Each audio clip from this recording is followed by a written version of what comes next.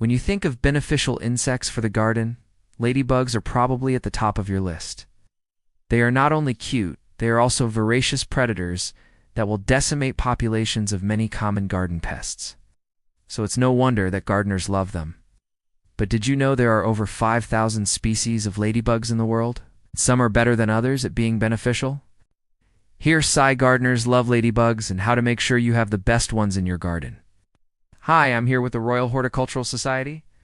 Ladybirds, as we know them in Britain, are beetles, but true ladybugs are not beetles. They belong to a group of insects called true bugs, which also includes cicadas, aphids, and whiteflies. Even so, we call them ladybugs because when they were first described by scientists, they were thought to be the female version of a species of beetle known as the ladybug. Turns out they're not related, but the name stuck.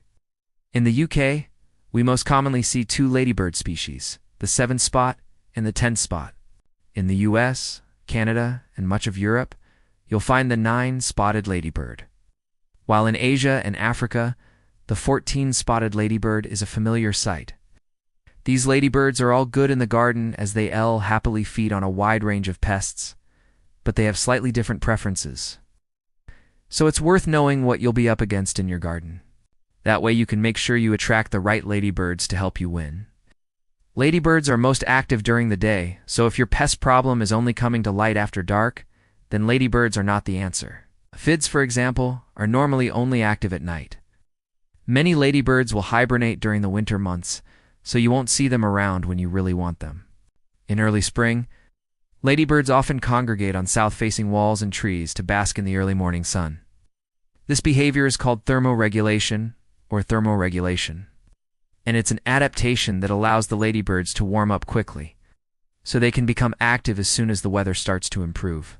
If you want to attract ladybirds to your garden, providing them with somewhere they can bask is a good idea.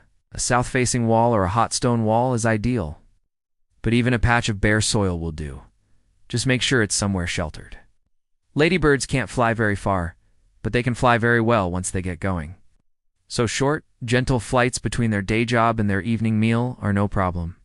But strong winds can easily blow them off course and exhaust them before they reach their destination.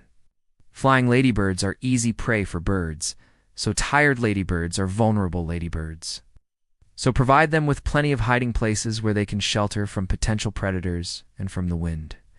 Hedgerows, long grass, and even weeds provide ladybirds with the cover they need.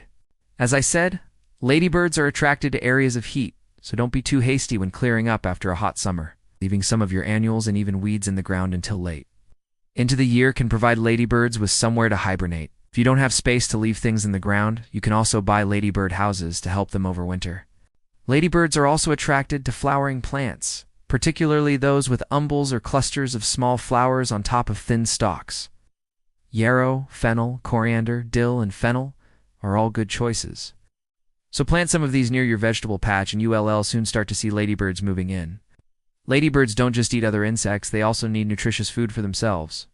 Pollen and nectar are important sources of energy for adult ladybirds, and will encourage them to stay in your garden. Plants with lots of small flowers are perfect for this, so think buddleias, asters, alyssum, and sweet rocket. If you've got a serious pest problem, you might need to take more drastic action. If that's the case, you can hire a pest control professional, or you can deal with it yourself. But whatever you do, ladybirds are definitely the best bugs to have in your garden, so treat them well, and they'll treat you well. I'm here with the Royal Horticultural Society.